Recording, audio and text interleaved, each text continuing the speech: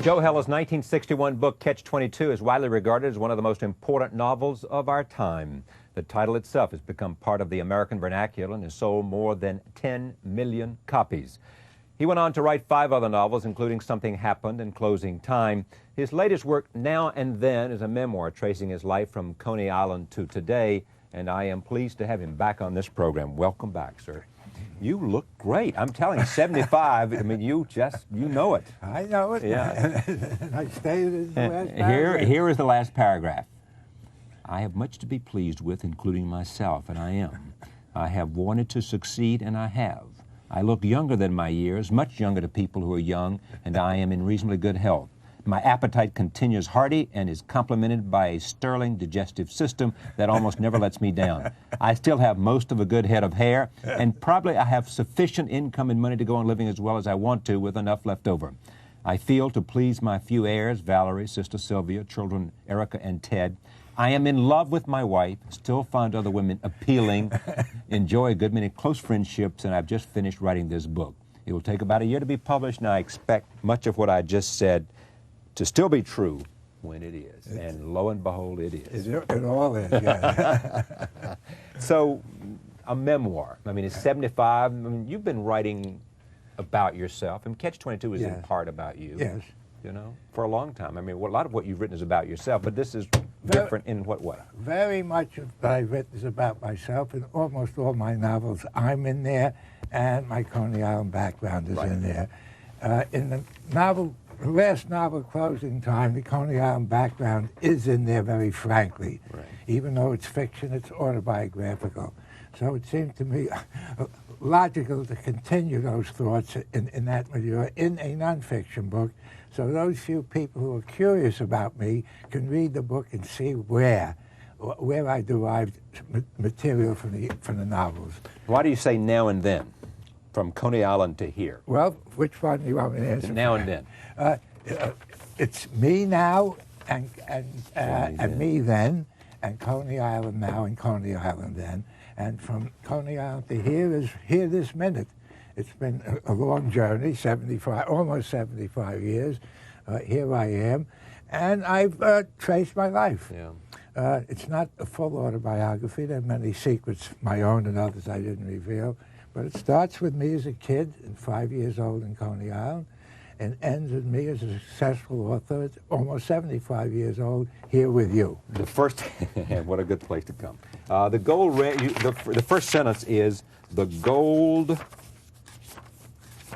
ring on the carousels was made of brass. You often said in your novels, you would say things like that a novel, you know, that you have said that when you begin a novel, it starts with a sentence. You got to have a sentence to get your novel going, as you do, more than just the fact that that's how novels begin, but because it means something. If I don't have a first sentence to inspire me, I don't even look for a second sentence. The idea of doing this book was suggested to me by a few publishers and a few friends, and particularly my Swedish publisher, who is a very good friend. And he even gave me a memoir by Nabokov called Speak Memory, and said, you know, you don't have to write a factual account, but read this and see it. I read it, and I thought, well, maybe I could do it. And I believe on the plane coming back thinking, well, how would I begin it? And that sentence came to me. The gold ring that was made of brass. Yeah. And it had resonances for me that may not be there, and it may not be there for you. It is. My childhood was golden. It was not a perfect childhood. We were poor. The whole neighborhood was poor. But I didn't know it, and none of us there knew it. It was golden, but it was made of brass. We were not rich. Are you surprised how much you remember? No, because I've always had a very acute memory for certain details and certain remarks, and my friends are always surprised that I do remember things, and often people, women particularly, embarrassed that they've confided to me things that they thought nobody would ever know. Yeah. Is it harder to write a memoir or easier than the demand of creativity in a novel? For me, writing anything is hard, even a note or a letter to somebody. It's very much different for me. For me, writing a nonfiction book it almost requires a different literary language, a need for precision. A need for less symbolism and more fact, a desire to avoid a repetitious, a linear chronology would be repetitious, it would be typical, and a different vocabulary. Did you worry for a moment that writing a memoir is not as interesting as a novel? No. You could create to make the reader turn the pages no. and hear? It was as challenging and inspiring and as satisfying as a novel would. Since I was not writing a diary and using a diary as a reference source, there was a need for inspiration, for organization, for the decision of where to put things, what things to emphasize, that would make it different than somebody else's memoir. And I found, to my surprise, I found a few things.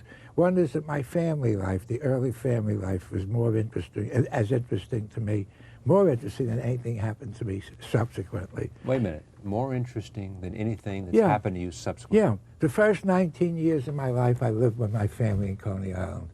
And I realized that was my real life. After that, it became almost episodic. It became more successful. I'm not saying I'm not saying I've been melancholy and disappointments in it, but the richest part, as far as memory is concerned, as far as feelings being evoked, go back to childhood. But is that because as a child you start off with such a clean slate, and therefore so many experiences are new, and there's such awe, and there's no attrition of the human spirit? I don't know. I don't think it's that. I think it's because I had a very close family. I had, much to my embarrassment, a very happy childhood, a satisfactory childhood, and a good family life. And it's become a little more precious to me since I wrote this book and began writing things which would indicate what a close family we had. We were not a confiding family. There was only my mother, my brother and sister, who were half brothers and sisters, and me. Father died when I was 5. We were all unselfish and uncomplaining. We did not speak to each other emotionally. We did not exchange emotions. And consequently, we never complained. But underneath it, I realized, was this very strong attachment. And I was more secure and comfortable in that Coney Island setting because there was no crime then. There were no real drugs. Marijuana came into the neighborhood when we were 18 or 19. But there was no crime, no fear of violence. And there was a uniformity of opinion. We lived in the Jewish section of Coney Island, adjacent to an Italian section. And the Italians had their cultural beliefs, we had ours, and the economic status of everybody was about the same. Why'd you dedicate this to your sister Sylvia? Because my sister is still alive, the only member of the family who is, and she has been, throughout her life, the least selfish person I've ever met, who anyone has ever met. And I'm not the only one who says that. She has children by 2 marriages who were stepchildren, and they're devoted to her. They're grown-ups now, and they feel as close to her as I do, and as close as they felt to my mother, who was their stepmother. What did you learn? Did you learn things about yourself that you I learned things about myself, and many things I learned I won't tell you, because I mentioned in the book there are things that I don't want anybody to know. Well, what kind of things? If you won't tell me what kinds of things do you mean? I learned, and this is very powerful, I learned that I missed my father, even though I never knew him. He died when I was 5. I have just a few fragmentary memories of him. But one of the things I learned in writing, the most powerful chapter in that book is the next to last chapter, which is about my going into psychoanalysis. But that's not the subject. The subject is my father, the person I never knew and never missed. I found in writing it was very difficult to write, and I said so in that chapter. And I said that somebody experienced in psychoanalysis might think I was having difficulty because of the emotional resistance, which is probably true. And I also found this out since writing the book, and this may surprise you, that each time I talk about him, I am filled with a sad emotion. And right now, as I talk about him, I am. So that it tells me that his death was a more traumatic experience for me than I've ever let myself believe. The sadness of not having the opportunity? I don't know if that would be the reason. It's just a sense of loss. I'm cynical enough and experienced enough to know there are many people who have both parents, and parents have a very harmful effect upon them rather than a beneficial one. There is something there. I think it's, I'm going back to being 5 years old and noticing he was no longer there, knowing he was dead, and forgetting about it. I forgot about him completely until I was about 36 years old, wife and 2 children. I applied for a life insurance policy. Parent deceased, yes. What did he die of? And I was struck dumb. I was shocked by 2 things. One, I had not the slightest idea of what he died from. The second thing, by then having read much Freud and about psychoanalysis, I knew that if I did not have any knowledge, it was because I never wanted to have any. There was something in me that did not want to know more about it. So then I asked my sister, and I got some of the details. But for 36 years, he was not in my life, consciously, subconsciously. But in writing this book, you came to know how deeply you didn't want to know and how much you missed. Well, I came to know how deeply my attachment is to this person I never knew and who was never there. I knew that I had resisted knowing when I applied for that first life insurance policy. And then when I was in psychoanalysis, I was a very good patient because I knew enough about psychoanalysis to be a good patient. I could not get past that barrier. Close to 3 years of psychoanalysis. Well, so then it failed? What? Did it fail then? Well, let me say, I don't know what it was supposed to do. I didn't go to him for that reason. No. I've been in good shape, pretty good shape ever since. But in conversation and in dreams and in free association, it's a subject that remains obscure for me, hidden. Now, that's something I learned. Would you do it again? Go through psychoanalysis? No. I have no reason not to, but I don't think I have any reason to go through psychoanalysis. Why don't you write much about the military in this book? Because there was not much more of my military experience that I felt was worth writing about or would be interesting for anybody else. For you, it was a positive experience. Yeah, and I say so. But the actual experience itself of combat, of orientation, of training, that's been written by so many other authors, and I had nothing new to add to that.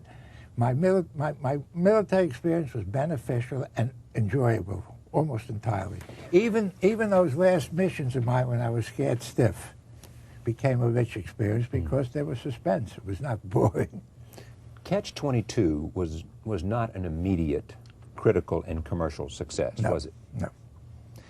Yet I've often wondered about you if you have been running against yourself throughout your life, i.e., every time you go out of the block, you're running against Joe Heller. You're competing with Joe Heller. I'm competing with Catch-22. If I were a competitive person, that might be true. I'm not a competitive person. If I am, I repress it. Right. Yes, that's right. I don't feel competitive with other novelists or anything. Catch-22, by the time I was doing my second novel, Catch-22 had become a recognized success. And my second novel was deliberately very much different from Catch-22. And in the minds of many people, something happened in Catch-22. They're different as they are equal in accomplishment. Right. No, as I slip into my golden years, about to enter your golden years. It's very complacent. I'm very content with the knowledge that I did write Catch-22 and something happened, and other novels as well. I didn't have to beat myself, and when I wrote novels, I didn't want to beat other novelists as well. I mean, I stuck with novel writing as opposed to other writing I did, screenwriting, television, right? Because it's very intense and very personal. Where do you place overcoming the illness you had in your level of things that have been important for you to achieve? Not important at all. Not important at all. No, I was 58 years old when I had this paralyzing disease. I was halfway through the novel, God knows, when I could write again. I finished that novel. Other than the fact of leaving me with weak muscles, leg muscles and mouth muscles particularly, it has not had a bad effect on me. Is there anything about yourself that you don't know that you want to know? There's a line in Something Happened that the character says, which I think applies to me and to you.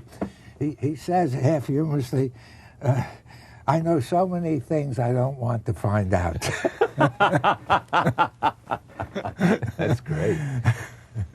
I think all of us have at least 2 brains. I mean, we have 2 existences. One we're closely in touch with, You and I are talking now, and we know there's another part of us that's not involved in this. In this conversation. Yeah, and we may not even know about it. That's what would be called the unconscious.